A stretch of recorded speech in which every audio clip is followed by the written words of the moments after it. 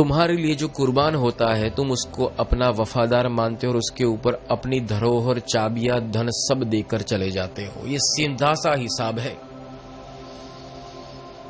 तुम ऐसा क्यों करते हो जानते हो? क्योंकि तुम ईश्वर जैसे हो। और ईश्वर कैसा है? ईश्वर ने अपनी कल्पना शक्ति से तुम्हारा सर्जन किया है, अतः उसने जो सर्जन किया है उसकी कल्पना शक्ति, उसकी कल्पना शक्ति से तुम्हारे अंदर जो गुण डाले उस गुण से ही तो तुम यहां वर्तन करते हो। ये वही तो गुण है। तुम अपनी आत्मा से पूछोगे जब कयामत का दिन आएगा, जब आमने सामने की लड़ाई होगी, तो तुम क्या कायरों को, नपुंसकों को, गद्दारों को, बेवफा को, तुम्हारे विरोधियों को, तुम्हारे निंदक को क्या तुम्हारी सेना में रखोगे? एक भी नहीं, एक भी नहीं। तुम ये रिस्क कभी नहीं लोगे। उसको बोलोगे तुम घर बैठो, ठीक है, लड़ाई में नहीं चलेगा। भले ही 50 तुम्हारे विद्रोह, 50,000 सैनिक अगर तुम्हारे विद्रोह हो, पर सब विद्रोही, उससे तो अच्छा है कि 50 वफादार सैनिकों के साथ तुम लड़ने जाओ। विद्रोह दिल तोड़ देता है। जीसस का दिल टूटा ही वहीं, क्योंकि जब सैनिक जीसस को लेने के लिए आए और जीसस को घर से घसीट कर बाहर निकाला गया, एक भी शिष्य वहां जीसस को बचाने नहीं आया। सबने अपने मुंह बंद कर दिए।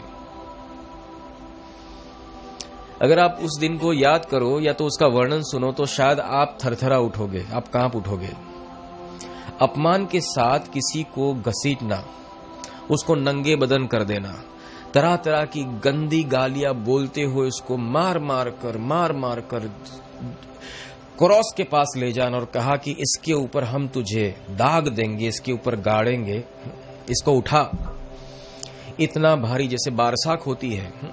अब देख, पुराने मकानों में जैसे छत के जैसे सीलिंग को बचाने के लिए जो बारसाखें लगाई जाती थी लकड़ों की, इतनी मजबूत लकड़ियां वहां थी, इतनी मजबूत लकड़ियां वहां थी। और उससे जो क्रॉस बनाया जाता था उसको कंधे पे लेकर पर्वत के ऊपर चढ़ो।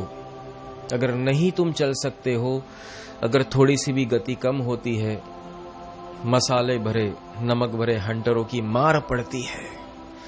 और जो मार पड़ती है, उस मार खाते खाते जीसस ने उस मुकाम पर खुद को पहुंचाया जहां उनको गाड़ना था। मतलब खुद अपनी कब्र के पास, उस जमीन के पास गए। तब तक तो मार मार कर बदनाम किया गया, हंसी उड़ाई गई, अपमान किया गया। उसका दर्द कम था, पर वो दर्द ज्यादा था कि जिनके लिए, जिनको बचाने के लिए, जिनको जागरूक करने के लिए जीसस उस गांव में खड़े थे, उनमें से एक व्यक्ति भी ऐसा नहीं था जो जीसस को बचाने जाए। जब तुम्हारे न रहे तो तुम किसी और के ऊपर क्या मुराद रखोगे? ये अवस्था हो जाती है। वो तब होता है जब तुम्हारे ही बच्चे तुम्हारी बात न मानते हुए तुमको ठुकरा दे, तब माँ बाप के दिल के ऊपर क्या गुजरती है। बस ऐसी ही कुछ अवस्था यहां होती है कि जिनके लिए जीसस ने पूरी जिंदगी कुर्बान कर दी, घर छोड़ा, बाहर छोड़ा, मौत छोड़ी, मजा छोड़ी, शौक छोड़े, सब कुछ छोड़ दिया, उनके लिए जीना शुरू किया।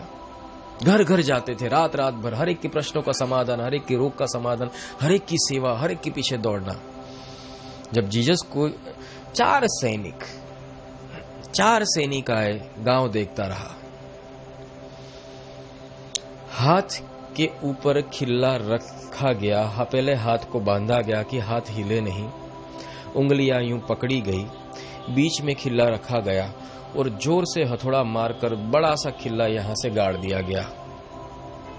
जब ये बौन फटते हैं तब महसूस होता है कि दर्द क्या होता है। शायद आप इमेजिन कर सकते हो उस चीख की, उस चेहरे की, वहां से जो खून की पिचकारियां फूटती है उसकी। दूसरे हाथ में इसी तरह से दोनों पैर बांधे गए, वो भी कौन से? कांटे वाले तार से। कांटे वाले तार इसलिए कि अगर वो अपने पैर हिलाना भी चाहे तो भी दर्द हो,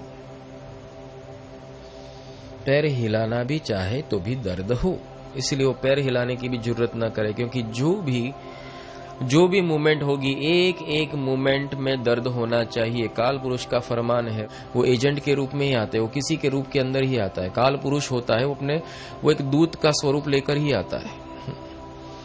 वो सामने छाती के ऊपर नहीं चल सकता। वो गले को बांधा गया क्योंकि गले की मूवमेंट ना हो, और सर के ऊपर वही कांटों का तार लगाया गया। वो सर के ऊपर लगाने की परिभाषा है कि सर झुके नहीं जब तक ऊपर रहे। देखो दुनिया, धीरे धीरे खून जब शरीर से टपकता है, मौत बड़ी भयानक होती है, दर्द होता है, शरीर निर्वस्त्र, एक और शर्म, एक और बेवफाई का दर्द, एक और लाचारी, एक और कमजोरी। मजे की बात बताऊं, खुदा भी वहां मदद करने नहीं आते, क्योंकि लड़ाई तुम्हें खुद ही लड़नी पड़ती है। शहादत ऐसे नहीं मिलती। अगर खुदा ही तुमको सहाय करने आ जाए तो उसको शहादत नहीं कहते। खुदा ही तुमको अगर सहाय करने आ जाए तो उसे शहादत नहीं कहते। और जो शहादत के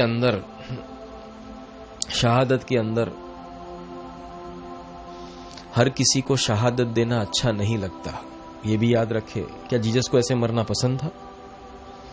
क्या हजरत इमाम को ऐसे मरना पसंद था?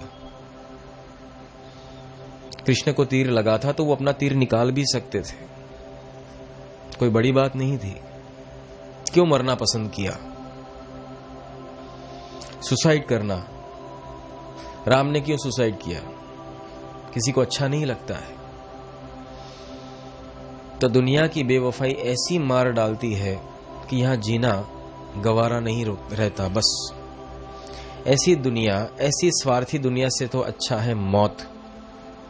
कम से कम वो तो वफा करती है। और उस मौत के पीछे एक आनंद होता है कि उसके बाद अवेकिंग होगा, साहिब मिलेंगे।